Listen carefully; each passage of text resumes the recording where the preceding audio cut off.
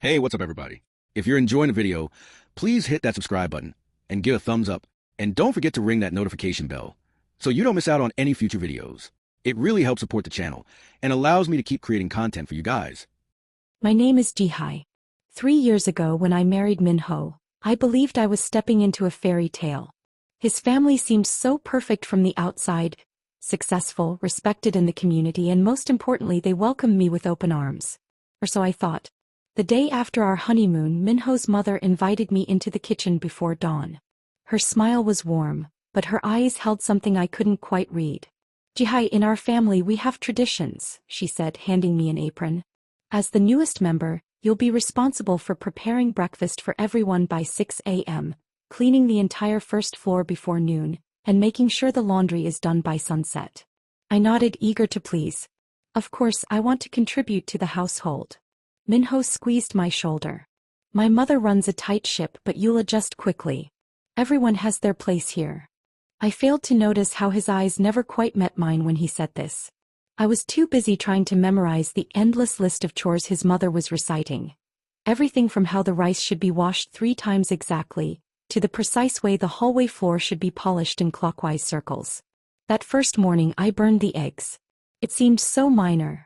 A small mistake anyone could make in an unfamiliar kitchen. Min-ho's mother stared at the blackened pan, her pleasant expression never changing. I'm sorry, I said, already reaching for fresh eggs. I'll make them again right away. She placed her hand on mine, her grip surprisingly strong. No need to apologize, dear. We all make mistakes when we're learning. The sting across my cheek came so suddenly I didn't even realize she had slapped me until I felt the heat rising on my skin. Her smile never faltered. That's how we learn best, isn't it? She whispered, taking the spatula from my trembling hand. Now watch carefully so you don't waste any more food. Days turned to weeks and the rules multiplied like rabbits. The floors had to be scrubbed a certain way. Clothes folded with military precision. Meals prepared with ingredients in a specific order. With each perceived failure came punishment. Sometimes a slap, sometimes being forced to kneel on uncooked rice for hours, sometimes being locked in the storage room without food. You're just clumsy, Min-ho would say when I showed him the bruises. Mother is trying to help you become a proper wife. My sister-in-law went through the same training. I tried calling my parents, but Min-ho's mother always hovered nearby, and when I finally managed a private moment, my mother's response crushed me. Marriage requires sacrifice, Ji-hye. Your husband comes from a good family. Think of your future children. Besides, all mothers-in-law are strict at first. One evening, I overheard Min-ho's older brother Sang-min talking to his wife, Yun-hee, in the garden. You need to help train her better, he hissed. Mother says she's still not measuring up. Yun-hee kept her eyes down. I've been showing her everything exactly as mother taught me. Then why is she still failing? Do you want mother to think you're a bad teacher on top of everything else? That night Yun-hee came to my room. Her eyes were red-rimmed, her voice barely above a whisper. Tomorrow you'll mop the kitchen floor wrong, she said. No matter how well you do it, she'll find fault. When she does. Yun-hee swallowed hard.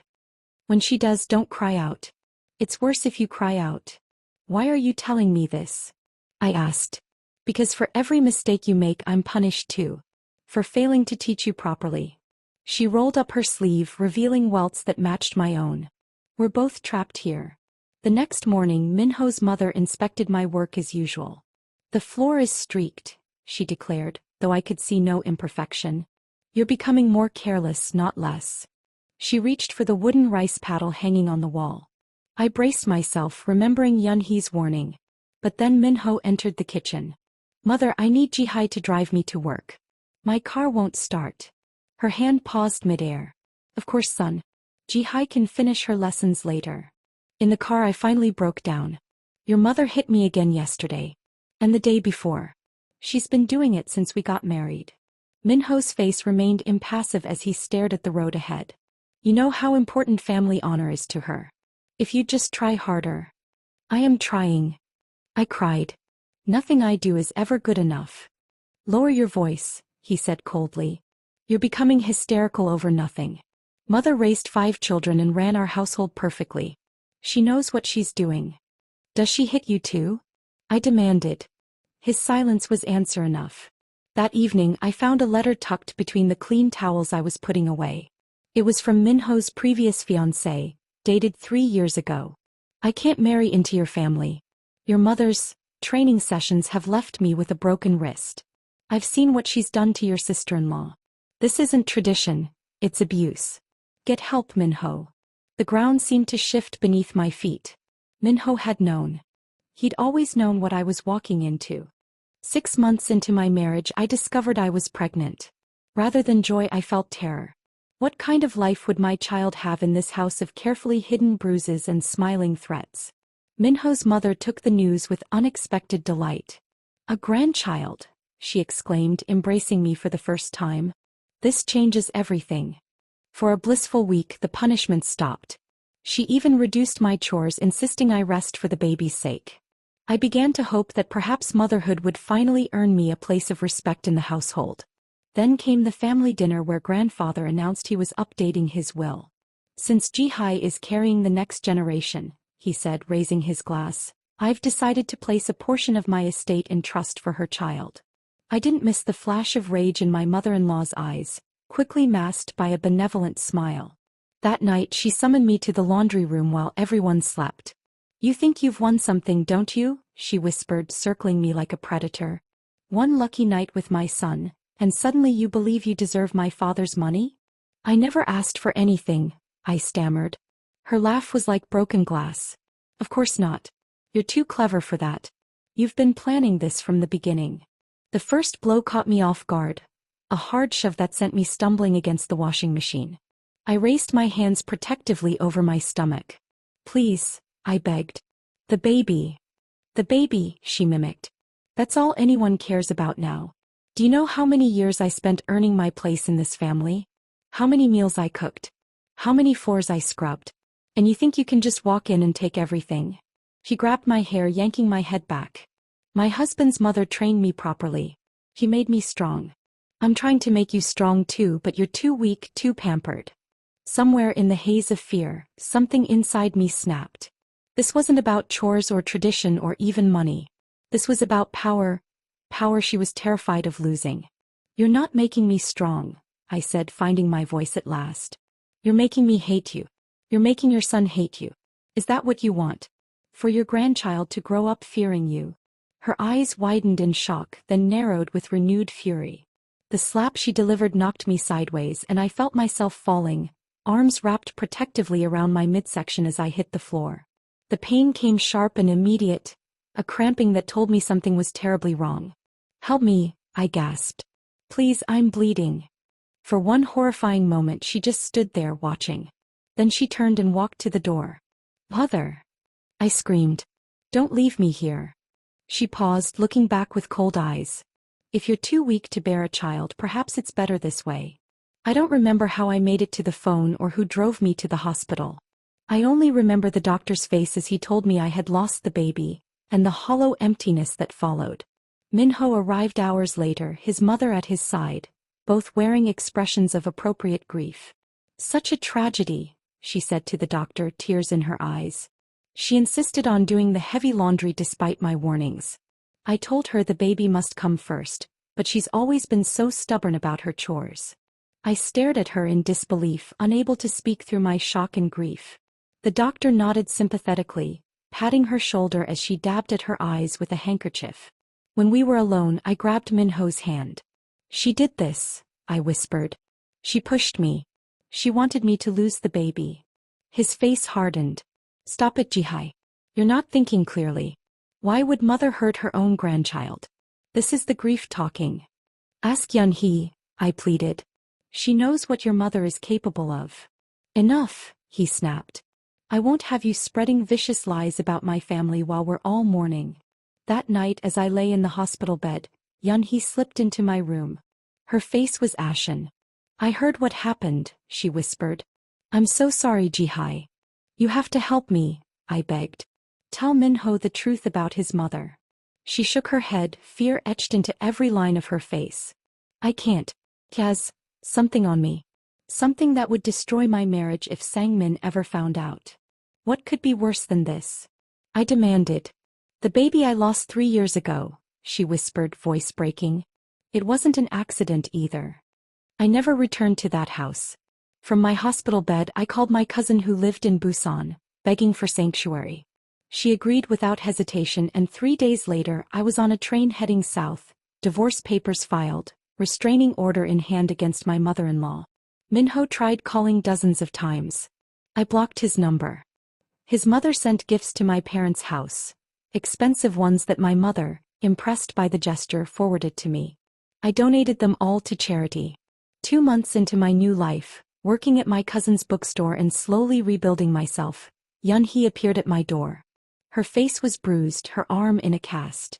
She found out I visited you in the hospital, she explained. Sangmin divorced me. I have nowhere else to go. I took her in without hesitation. Together we gathered evidence. Photographs of our injuries, medical reports, diary entries, even security camera footage from Ji-hye's phone showing one of my mother-in-law's training sessions. We filed charges and braced ourselves for the battle ahead. The day before we were scheduled to meet with the prosecutor, Minho showed up unannounced. Please don't do this, he begged, looking thinner and more haggard than I'd ever seen him. It will destroy our family. Father's business, grandfather's reputation, all of it will be ruined. Your mother nearly killed me, I said quietly. She did kill our child. He fell to his knees. I know. I've always known what she was. But I was too cowardly to stop her. Please, Ji-hye, if you ever loved me, give me one chance to make this right. Against Ji-hye's objections, I agreed to meet with the family.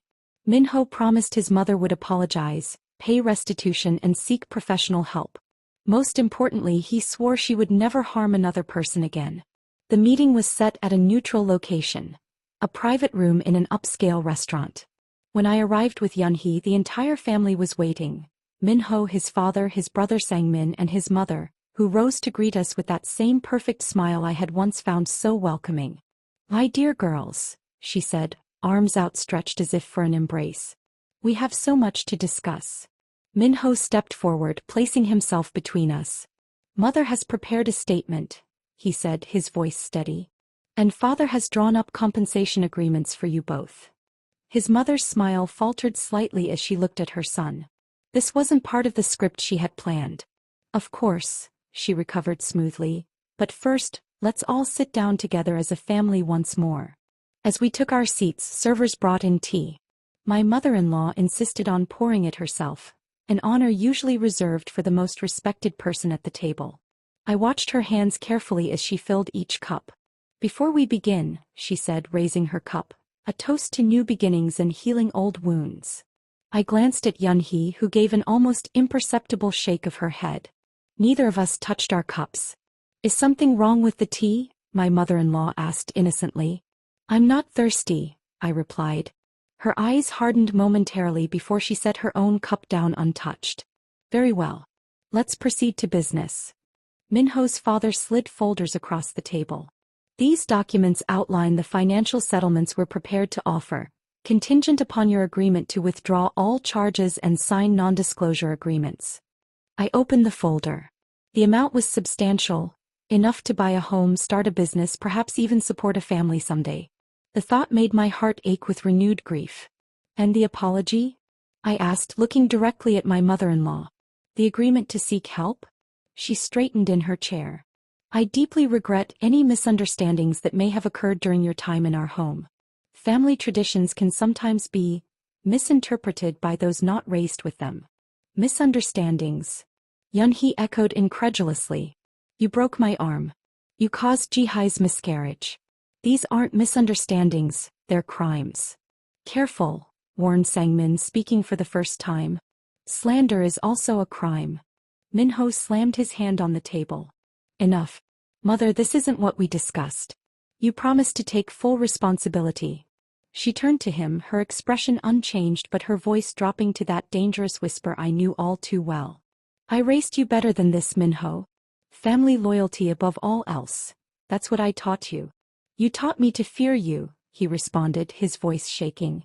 You taught all of us that. But I'm not afraid anymore. He reached into his jacket and pulled out a small recording device. I've been documenting everything for months. Every admission, Every threat, even conversations with the household staff who witnessed what you did to Ji-hye and Yun-hee. The color drained from my mother-in-law's face. You would betray your own mother? You betrayed us first, he said quietly.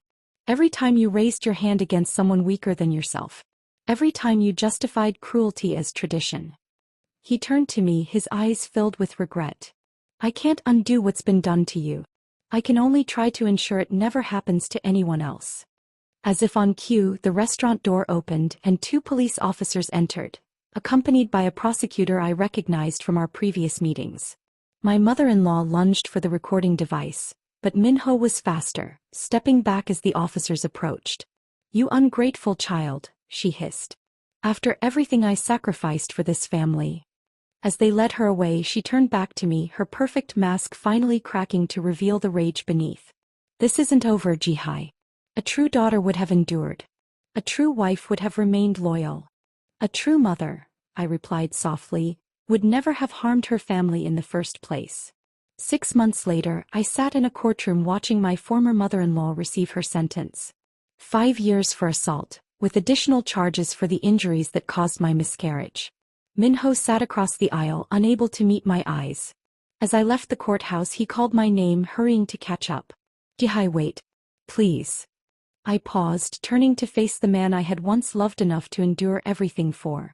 I know I have no right to ask, he said, but I was hoping, perhaps someday, we might try again? I'm in therapy now. The house has been sold. Things would be different. I cut him off with a raised hand. Min-ho, do you know what I see when I look at you? He shook his head. I see her. In your eyes, in the way you hold yourself. You stood by and watched while she hurt me, while she killed our child. You may not have raised your hand against me, but your silence made you just as guilty. I've changed, he insisted. Perhaps you have, I acknowledged. But I've changed too. I'm no longer the woman who would endure abuse for the sake of family honor or tradition. I'm no longer willing to sacrifice myself to please others. I reached into my purse and handed him an envelope. Inside was a sonogram image. 3 months, I said simply. A miracle according to the doctors. After everything my body went through, they didn't think I could conceive again. His eyes widened with understanding, then filled with tears. Our baby survived? Hi baby, I corrected gently. My second chance at motherhood. Ji-hye, please, he begged. That's my child too. I stepped back, one protective hand resting on my still flat stomach. You had your chance to protect your child, Min-ho. You failed. I won't make the same mistake twice. As I walked away, I felt a weight lifting, the burden of false tradition, of misplaced loyalty, of a dream that had turned into a nightmare. Ahead of me lay uncertainty, yes, but also freedom. The freedom to build a home where voices were never raised in anger, where mistakes were met with patience instead of punishment, where love didn't come with bruises. Behind me, I heard Min-ho call out once more, his voice breaking. We're still family, Ji-hye. Nothing can change that. I didn't turn back as I replied, family isn't always what we're born into or marry into, Min-ho. Sometimes it's what we choose to create for ourselves. In my pocket, my phone vibrated with an incoming message. It was from Yun-hee, checking if I was okay after the sentencing. My new roommate, my unexpected sister found through shared suffering, the first member of the family I was now free to choose. As I stepped into the sunlight, I placed both hands on my stomach and made a silent promise to the tiny life growing within me. Your grandmother will never know your name.